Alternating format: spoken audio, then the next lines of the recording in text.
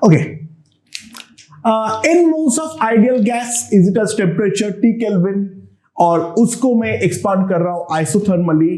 जो हमारा final volume है वो इनिशियल वॉल्यूम के n टाइम्स है, तो हमें निकालना है delta S system, delta S surrounding and delta S universe. Cases, पहले केस में उसको मैं रिवर्सिबली एक्सपांड करवा रहा हूं, दूसरे केस में सिंगल स्टेप आइसोथर्मल एक्सपांशन हो रहा है, जिसमें पहला केस में जो इतना हीट एब्जॉर्ब हुआ है उससे Q not less heat absorb हो रहा है, और C जो है आइसोथर्मली एडियाबैटिकली यानी एडियाबैटिक फ्री एक्सपांशन में। अच्छा, इस केस में पहले हम एक बात को दिमाग पे बिल्कुल क्लियर कर ले, ध्यान देना, delta S system for all three parts will be same. क्योंकि आइसोथर्मली बोला है तो फर्क नहीं पड़ता है, जो आइसोथर्मली रिवर्सिबली हो, आइसोथर्मली इरिवर्सिबली हो, डजंट मैटर। एडियाबैटिक के साथ बाकी सब का डिफरेंस तो वही है, बाकी सब में अगर T सेम है, राइट, और V फिक्स है, तो प्रेशर भी फिक्स होगा, सब कुछ फिक्स है। यानी इनिशियल और फाइनल स्टेट रिवर्सिबल और इरिवर्सिबल में सेम है, चाहे रिवर्सिबली कराओ या इरिवर्सिबली कराओ, मेरा जो एंड पॉइंट्स है वो तो सेम ही आइसोथर्म पे लाई करता है, राइट। तो मेन फंडा ये है जो तीनों पार्ट के लिए यहां पर डेल्टा एस सिस्टम जो होगा वो हमारा डेफिनेटली सेम तो होने वाला है ही है, right. And T2 equals to T1, right. तो डेल्टा एस सिस्टम मेरे पास सिंपली आएगा NR/ln V final by V initial and okay, let us take as M, जो कि N के साथ कंफ्यूज ना हो, ठीक है। तो डेल्टा एस सिस्टम मेरे पास सिंपली आ जाएगा NR/ln M।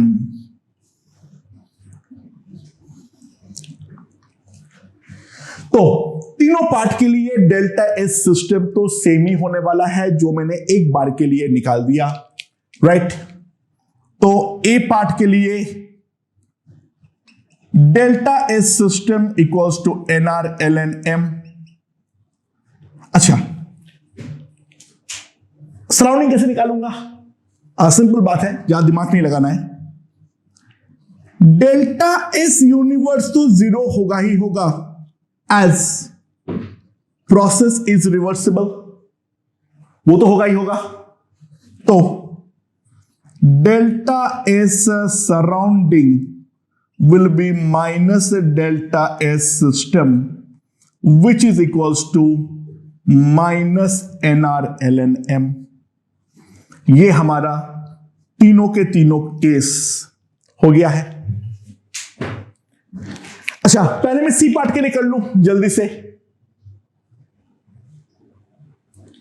Delta S system is equals to NR/ln M, और ध्यान देना डेल्टा एस सराउंडिंग जो होगा वो तो हमारा जीरो होगा ही होगा। अच्छा, वो क्यों हमेशा जीरो होगा? The reason is simple, surrounding है ही नहीं, there is no surrounding at all.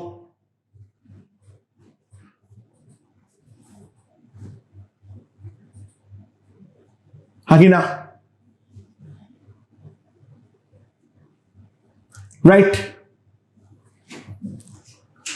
So delta S universe will be delta S system plus delta S surrounding. यहां पर कितना आएगा? NR/ln M, जो कि डेफिनेटली हमारा ग्रेटर देन जीरो है, तो प्रोसेस तो हमारा स्पॉन्टेनियस है। अब बात बच गया लास्ट जो पार्ट बी है उसका। उसके अंदर डेल्टा एस सिस्टम जो होगा वो तो मेरा NRLN-M ही होने वाला है, that's for sure. Main challenge है यहां पर डेल्टा एस सराउंडिंग निकालना। वो कैसे निकालेंगे? अच्छा, delta Q in part A isothermal है, एक्सपांशन है, तो वो डेफिनेटली कितना है?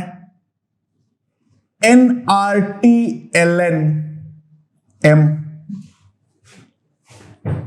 तो यहां पर जो डेल्टा क्यू बी है वो कितना बोला है? NRT-ln-M minus Q not. And ध्यान देना, तो डेल्टा क्यू सराउंडिंग जो होगा that is minus delta Q B, that is Q naught minus NRT-ln-M।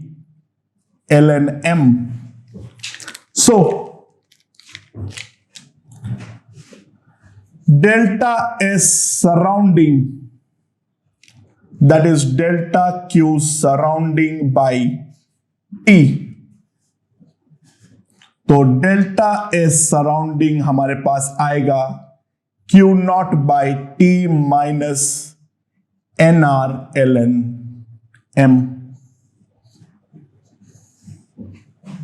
ये मेरे पास डेल्टा S सराउंडिंग आ जाएगा।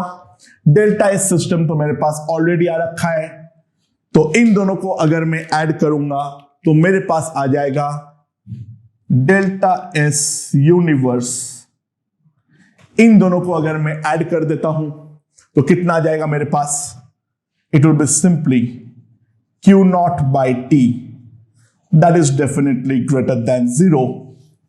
तो स्पॉन्टेनियस हमारा होना चाहिए। तो हर irreversible expansion, every irreversible expansion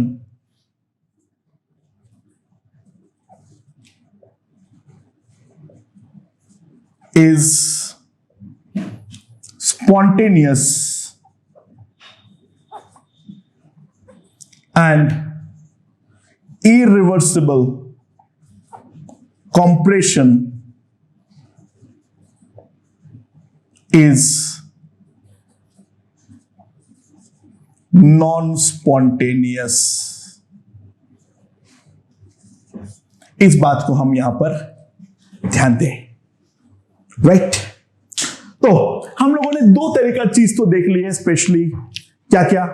एक हमारा इरिवर्सिबल एडियाबैटिक एक्सपांशन, राइट, और रिवर्सिबल एडियाबैटिक उन केसेस में एंट्रोपी, और दूसरा हम लोगों ने देख लिया है जो हमारा आइसोथर्मल के डिफरेंट केसेस बन सकता है, उस पे हमारा क्या होगा। चलो अब लास्ट एक केस करते हैं इस प्रोफाइल का। 1 mole ideal monoatomic gas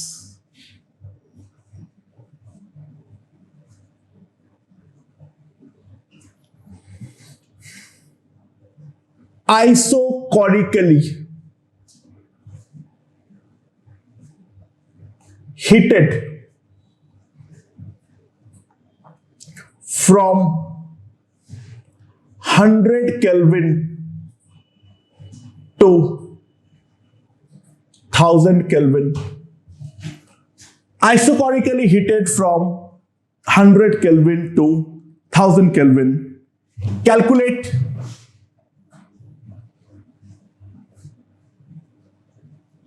delta S system, delta S surrounding and delta S universe for पहला केस रिवर्सिबली, दूसरा केस इरिवर्सिबली। अच्छा, अगर दे भी नहीं रखा होता तो भी मानता, ठीक है।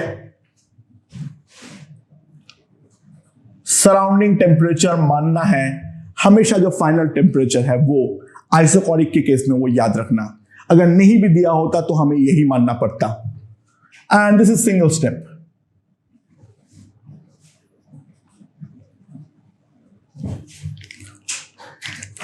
पहले अपने आप को एक बात रियलाइज करवाया जाए, जो delta S system will be same for both the cases,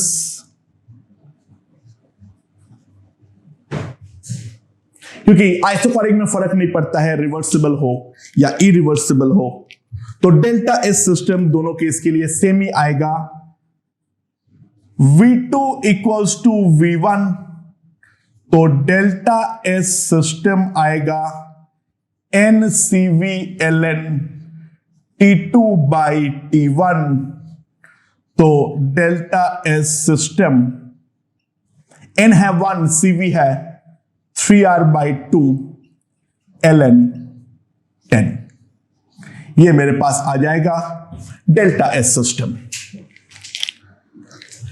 तो अब अगर मेरे पास केस ए हो रिवर्सिबल, तो डेल्टा एस सिस्टम तो आ जाएगा 3R बाई 2 ln 10, और डेल्टा एस यूनिवर्स तो 0 होगा ही होगा, क्योंकि ये रिवर्सिबल है, राइट? तो डेल्टा एस सराउंडिंग जो आएगा, it will be simply minus 3R by 2 ln 10। Part A हो गया। पार्ट बी के लिए डेल्टा एस सिस्टम जो है वो तो डायरेक्टली आ गया 3R बाई 2 ln 10। अब सराउंडिंग निकालने के लिए हमें हीट निकालना पड़ेगा। अच्छा ध्यान देना, डेल्टा क्यू सिस्टम जो भी हुआ it's not reversible, right? Delta Q system will be simply NCV delta T, right? तो N तो 1 है, CV है मेरा 3R बाई 2, और डेल्टा T जो है वो है मेरा 900। सो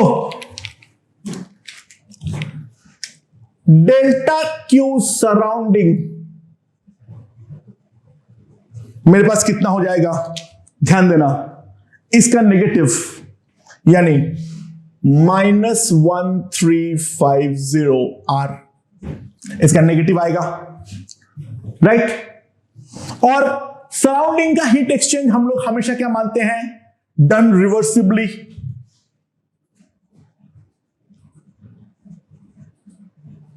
तो डेल्टा एस सराउंडिंग क्या आएगा? -1350R by 1000, that is equals to -1.35R। ये मेरा आ जाएगा डेल्टा एस सराउंडिंग। तो डेल्टा एस यूनिवर्स मेरे पास क्या आ जाएगा? Delta S system that is 3R by 2 ln 10 minus 1.35R। साफ साफ देख सकते हैं 3R by 2 ln 10 is 2.3 is approximately 1.1, so it will be approximately 3.33 in fact to be more precise. So this will be approximately कितना आ जाएगा? 2R, that is definitely greater than 0। तो different thermodynamic processes में किस तरीके से delta S system, delta S surrounding और delta S universe निकाला जा सकता है, वो पूरा का पूरा हम लोगों ने 3 क्वेश्चन के थ्रू एक्सप्लेन किए हैं। ये हमारे मास्टर क्वेश्चंस है, इनके सहारे हमारे पास जो भी क्वेश्चन आए वो हम आसानी से सॉल्व कर सकते हैं। ओके।